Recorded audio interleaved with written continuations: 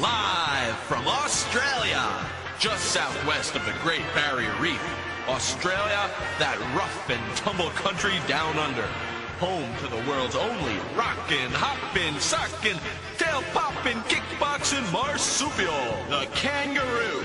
It's the kickboxing extravaganza of the decade.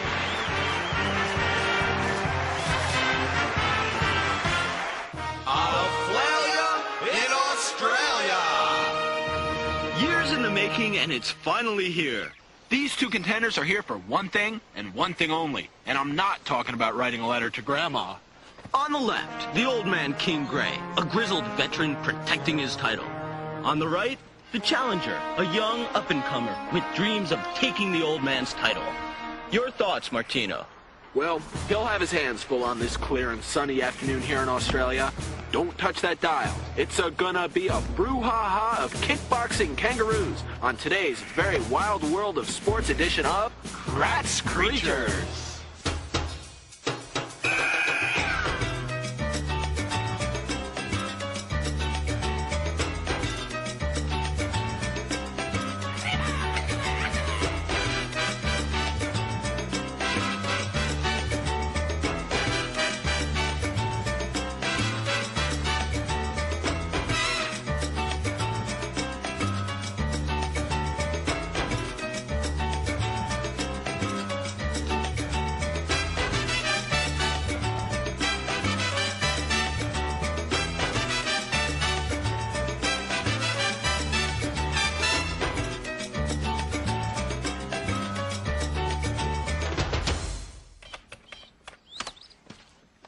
Last time I checked, the guys were in Africa. So what's going on? Accessing Africa. How about Bahamas? Getting some kind of signal, but I don't know where it's coming from. We're coming at you from sunny Kangaroo Island, South Australia.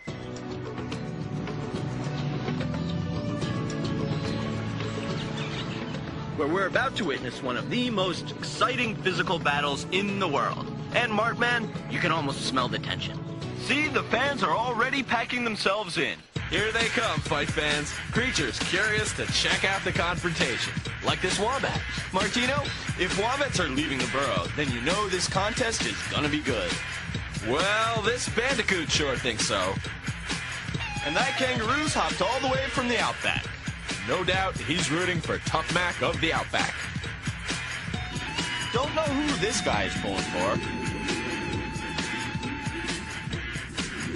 And this sheepdog, he's crowd control, Martino.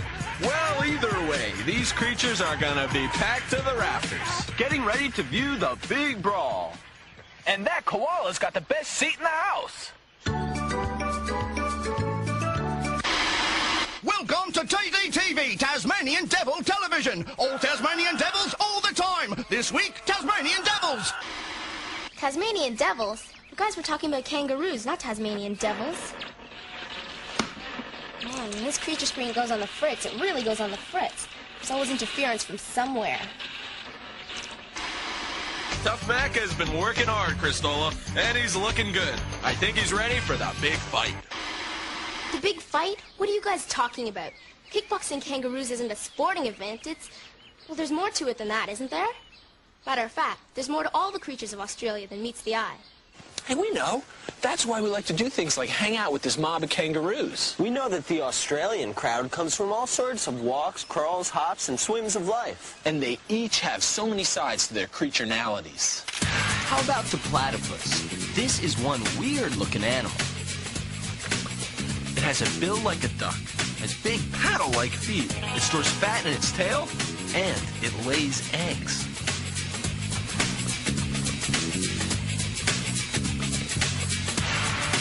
And then there's the echidna. These spiny guys are anteaters, and they're found in more places in Australia than any other mammal.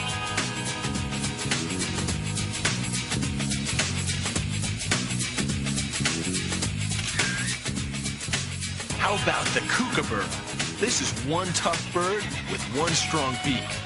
You know, he even eats other birds.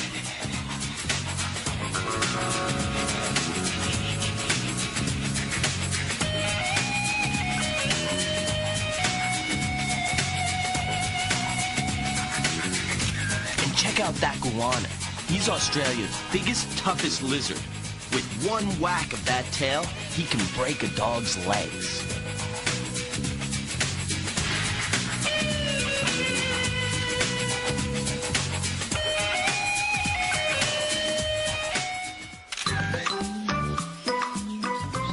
And this is really amazing to me.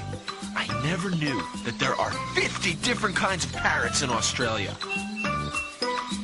Oh, Rosella! Hey, a king parrot. Another one. A sulfur-crested cockatoo. Another Rosella. Wow, a rainbow lorikeet. Oh my gosh, little lorikeets. And an elegant parrot. And then there's the koala. His name means man who refuses water jug, because koalas rarely drink.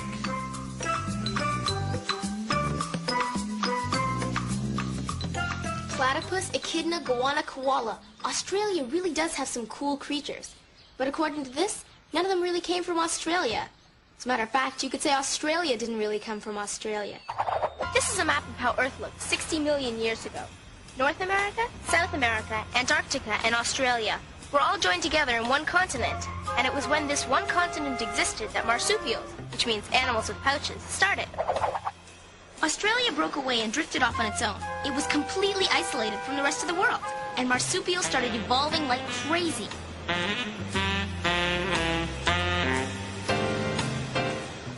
Bandicoots, red kangaroos, koalas, mountain pygmy possum, Tamar wallabies, wombats, pademelon, rock wallabies, and the Tasmanian devil.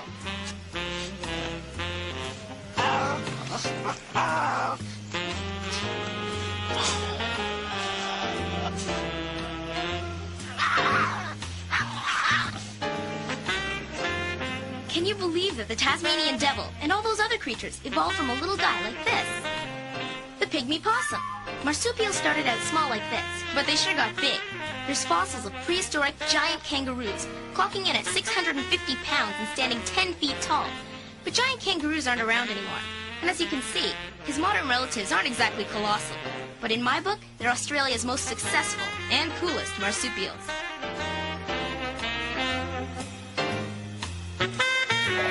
And that's where kangaroos came from. See? So there's more to the kangaroo story than just kickboxing. Yeah, we know that. But I bet you don't know where kangaroos got their name. That's probably real easy to find out. Matter of fact, I bet I can find out more kangaroo facts than you guys. We'll take that bet, Al. Anytime, anywhere. Do you know how many different kinds of kangaroos there are? Most people think a kangaroo is just a kangaroo, but that's not even close to the truth. There are 57 species of kangaroos in the world. They all have different names, but they're all macropods. Wait a minute, what's a macropod? A macropod has big feet and hops. But macropods come in all kinds of sizes.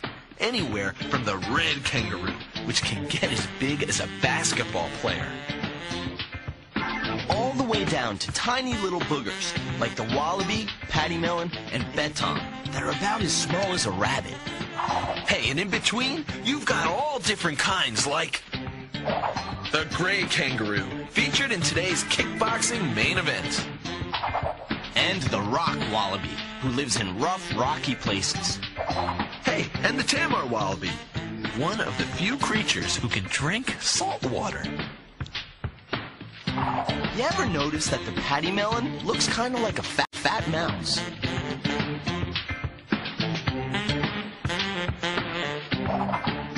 Do you know how the bridled nail-tail wallaby got its name? It's that nail-like spur on its tail.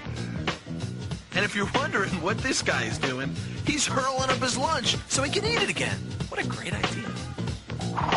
And then there's the long-nosed potaroo, one of Australia's creatures of the night. If you thought the potaroo was small, check out the bettong. It's about the size of a rat. But did you know that there are also kangaroos who live in trees? There's the Lumholtz tree kangaroo. And the Goodfellow tree kangaroo. So many different kangaroos. They're all macropods, and they're all related.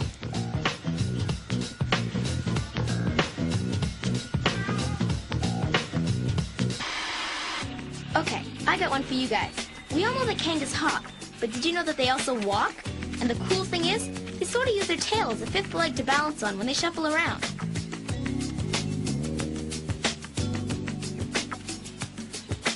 That fifth leg comes in handy when you've got to lean low for food.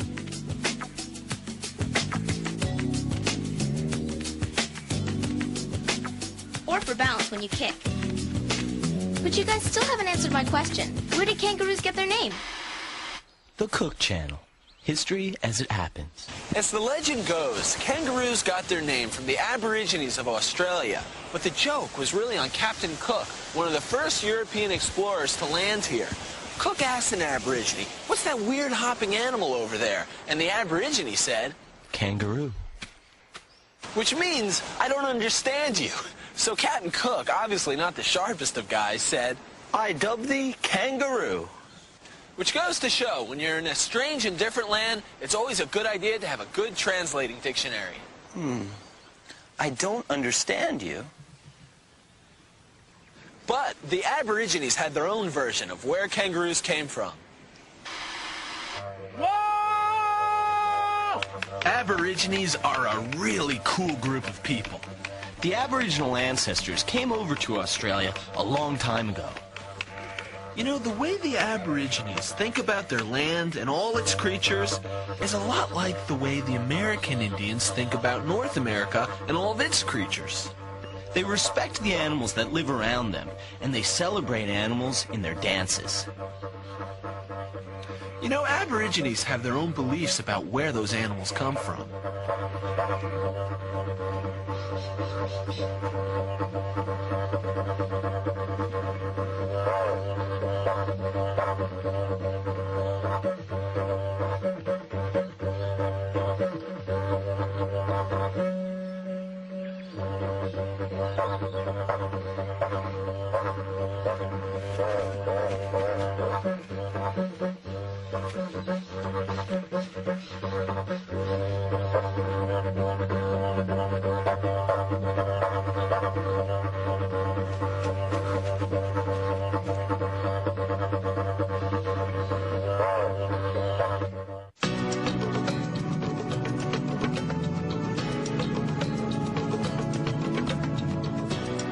The Aborigines believe that kangaroos fell to the earth from the sky.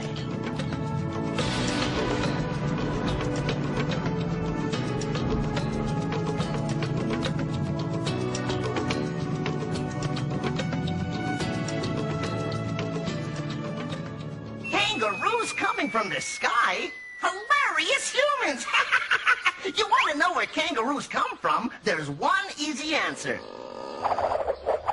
Hey, that's right. If you want to get technical about it, kangaroos come from their mother's pouches. Sorry, Al, you got that wrong. What do you mean? It says so right here. It's... Oh, hey, you're right. Kangaroos aren't born in their mother's pouches. They go there after they're born. It's a dramatic race against the clock. The tiny newborn gives it his all in a courageous climb up and into the mother's pouch. The baby Joey makes the 7-inch climb in 3 minutes. Imagine climbing to the top of this cliff that fast. Okay, ready, Martin? Go! Wait. I almost forgot. The baby Joey has an added disadvantage. His legs aren't yet fully developed, so he's got to use only his arms. Are you kidding me? Okay, go. Wait. There's one more thing. The baby Joey can't see yet, so he makes his journey guided only by gravity. Okay, go ahead.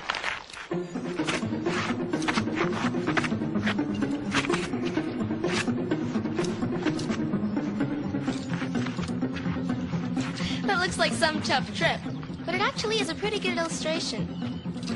The baby Joey has to make the climb all on his own. The only help he gets from Mom is a path she licks to make the going easier.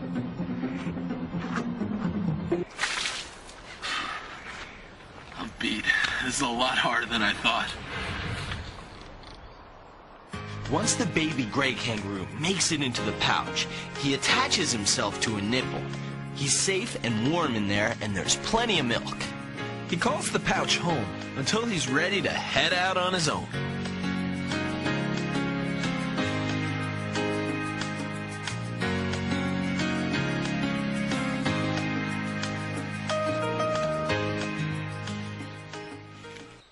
Did you know that a baby gray kangaroo will stay in the pouch for 9 months? If you're trying to figure out what it feels like to be in a kangaroo's pouch, try jumping in your sleeping bag. The baby gray stays there for about 300 days. Yeah, but how do joeys turn around once they jump headfirst into the pouch? The kangaroo's pouch can contract and expand. That's how they do it. The mom can keep the joey in when she wants to, and he can only get out when she lets him out.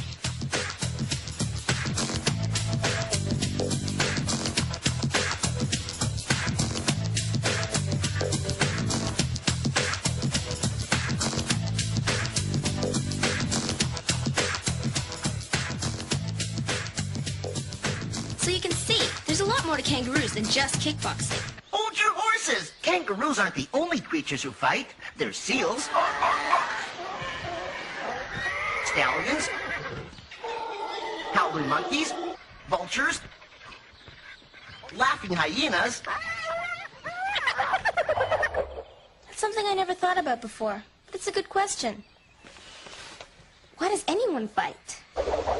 Since a lot of fighting goes on here, I thought this hockey arena might be a good place to start. It's sport, mostly. Or competition? But competition for a puck? That seems kind of stupid to me. Because it is. And it doesn't have anything to do with why animals fight. You gotta realize that creature fights are rare. When they do happen, it's because there's no alternative. And different creatures fight in different ways. There's horn hitting. Crab claw clutching. Then there's elephant tusk tussling. Hey, giraffe neck knocking. And then there's half fights, like humanoid brother bashing. Don't forget about hippo jaw jousting. But there's nothing like this. The Bighorn Channel. Bighorn sheep have been known to bang heads for up to 20 hours. Whoa! You'd think their brains would turn to mush, but they have a double-layered skull. The purpose to all creature fighting is not to hurt the opponent. It's to settle conflict.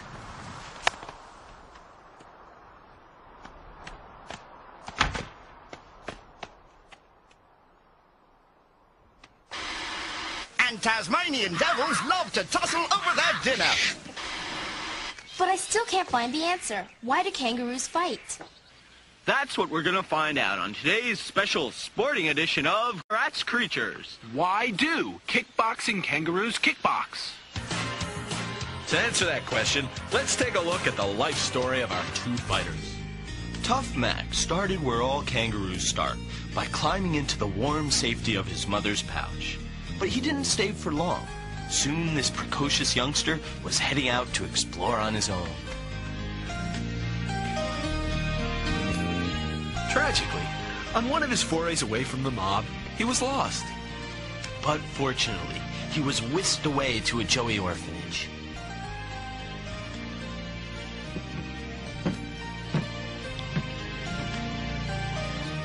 But he yearned to return to life in the mob. When young Mac was ready, he streaked off into the wild.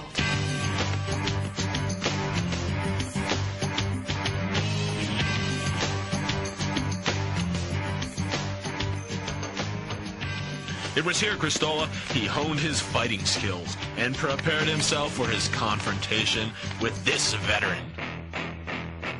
The King Gray, who's reigned as leader of the mob for years. He's a tough, grizzled veteran straight from the school of hard kicks. And he was a gutsy little scrapper, taking on kangaroos twice his size.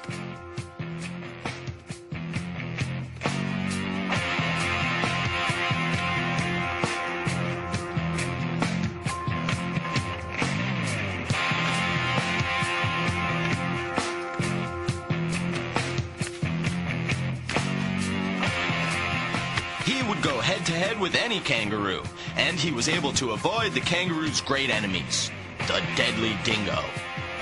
And the menace from above, the wedge-tailed eagle. Kangaroos have some really cool ways of dealing with predators. Check it out. When wedge-tailed eagles are around, the baby Joey jumps right into the mother's pouch. Hey, and there's a wedgie.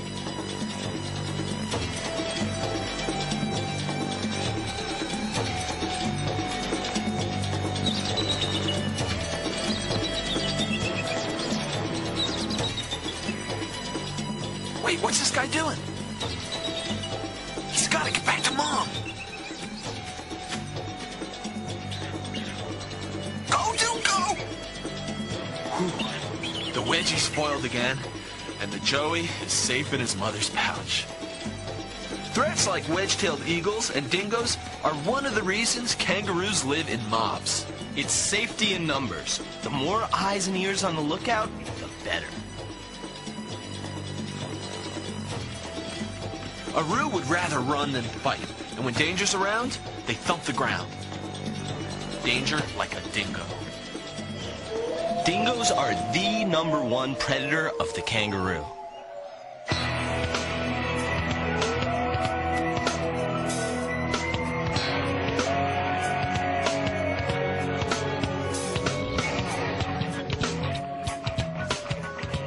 And when kangaroos hear a dingo's howl, they take off. You never know where a dingo is lurking, so you have to keep your guard up. King Gray, today's leader of the mob, overcame all these threats. And he defended his title in these memorable bouts.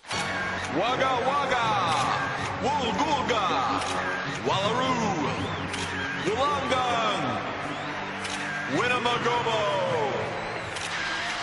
Tarzy devils, these timid little guys love to come out at night. Welcome back to the wild world of kickboxing kangaroos. Mardo, it looks like we're getting some activity on the kickboxing front. I'm here with the King Gray, and let me just say, it's not easy being leader of the mob. It's not like you're appointed for life. You have to deal with constant challenges from young up-and-comers. And to be the boss as long as this fella has, let me tell you, you're looking at a true champion. Hey, Martin, check out these future hopefuls. Yeah, these young guys are practicing, honing their fighting skills. They gotta work on the kick. Whoa, nice one, Chris. Check out the old kangaroo face scratch. That's a move they have to master.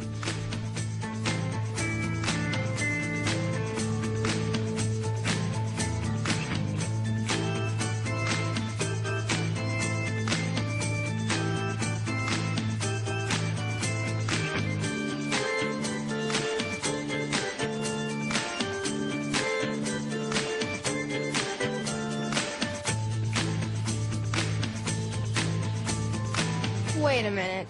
This sounds to me like some kind of guy thing. That's where you're wrong, Al. What it's about is survival of the fittest.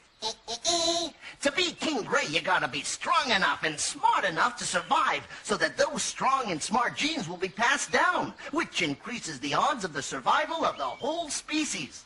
The leader of the mob sires the next generation of Joeys. You mean it's about survival of the fittest? That can't really be it, can it? Sure, kickboxing is the way they make sure that only the strongest survive so they can all survive. Wow, so it really is a big deal. I mean, it's a serious big deal. Hey, Al, King Gray spotted something. It's Tough Mac. He's making his challenge. And they're squaring off. There they go!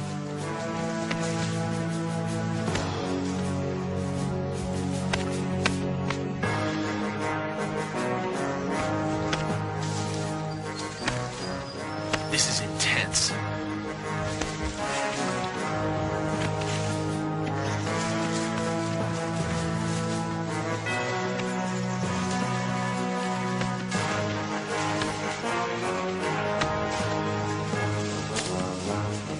Ooh, wow, what a hit.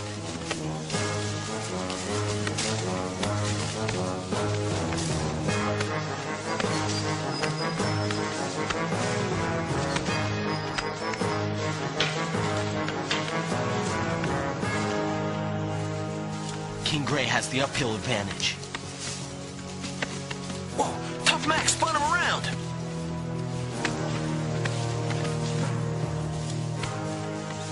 What a move!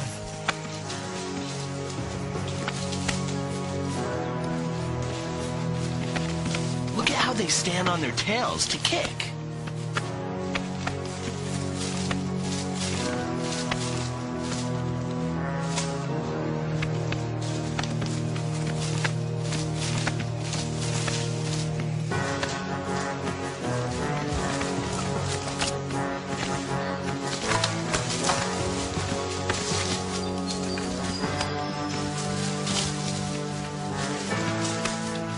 Looks like King Gray's tiring. Yeah, Tough Mac's got him on the run. Oh my gosh, King Gray's quitting. Tough Mac, the challenger, is the new leader of the mob. Kickboxing Kangaroos really isn't just about clobbering each other. And it's not just a sporting event. It's about survival. And for these amazing kangaroos of Australia, we hope it's a battle they keep winning. For a long time to come. Kickboxing isn't just two kangaroos beating each other up. It's about survival. And survival for marsupials is a struggle from the moment they're born. From the journey to the mother's pouch, to the battle they face from outside threats every day as adults, too. Hey guys, I almost forgot. Didn't we make a bet about who could find out more about kangaroos? We never decided who won. Well, we all won. Especially Tough Mac. And King Gray? He doesn't have to lead the mob anymore. So he's got no worries, mate.